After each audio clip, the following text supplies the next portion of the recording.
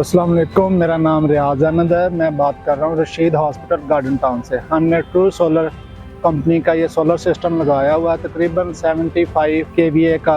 ये माशाल्लाह तकरीबन 2 साल से हमने लगाया हुआ है। ये बड़ी अच्छी परफॉर्मेंस है इसकी।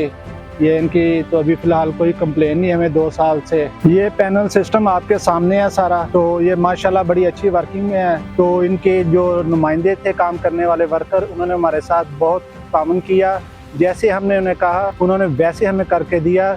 माशाल्लाह से इस सिस्टम को लगे हुए 2 साल से ज़्यादा टाइम हो गया। इसकी परफॉर्मेंस बहुत अच्छी है, क्लाउडी वेदर में भी इसकी वर्किंग बहुत अच्छी है। इनकी आफ्टर सेल सर्विस बहुत अच्छी है। फिलहाल हमें 2 साल से कोई कंप्लेन नहीं है इनसे।